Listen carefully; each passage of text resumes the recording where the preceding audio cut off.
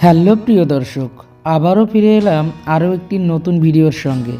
চলো আজ আমরা স্বাধীনতা দিবস উপলক্ষে একটি চিত্র অঙ্কন করি। প্রথমে আমরা নিচে কিছু ঘাস অঙ্কন করে নেব। ঘাস আঁকা একদম সহজ, অনেকটা এবিসিডির বাঁকা এম এর মতো।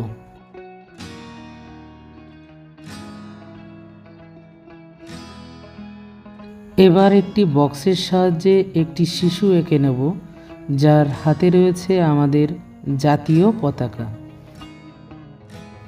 এখানে আর পা আঁকবার প্রয়োজন নেই, কারণ এগুলো কালো ছায়া হবে। একটি গোলের সাহায্যে মাথাটা এঁকে নেব, সঙ্গে সিঁথি করে দিতে হবে। বাম হাতটা থাকবে নিচের দিকে আর ডান হাতে থাকবে জাতীয় পতাকা। আচ্ছা, তোমরা কি জানো আমাদের জাতীয় পতাকার নকশা কে তৈরি করেছিলেন? আমাদের জাতীয় পতাকার নকশা তৈরি করেছিলেন পিঙ্গালি ভেঙ্কাইয়া। তিনি একদিকে ছিলেন স্বাধীনতা সংগ্রামী, আবার অন্যদিকে তিনি বহু প্রতিভাবান ব্যক্তি।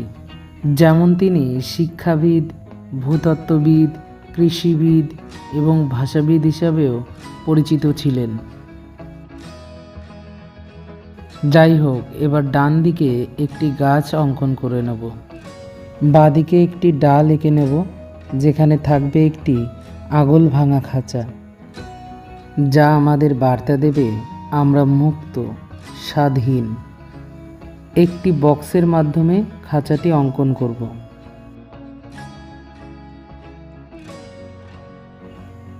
এবার একটি পাখি এঁকে নেব, যে কিনা মুক্ত বাতাসে ডানা মেলে উড়ছে।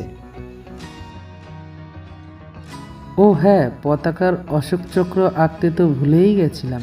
এবার দৃশ্যটার আউটলাইন করার পালা। ভিডিওটি যাতে বেশি লম্বা না হয়ে যায়, তার জন্য একটু স্পিডটাকে বাড়িয়ে দিয়েছি।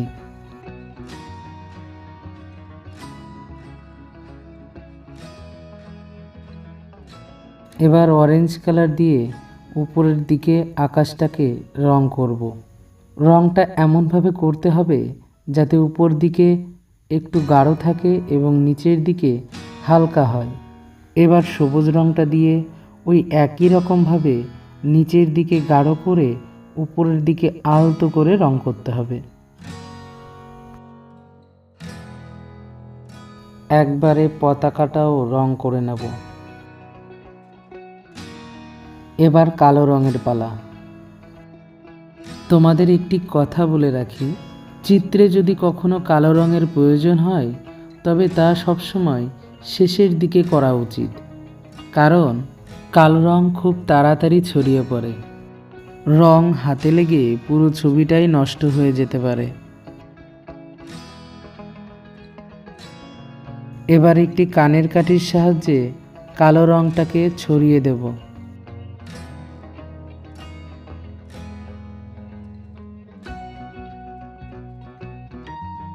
ব্যাস, আঁকা সম্পূর্ণ।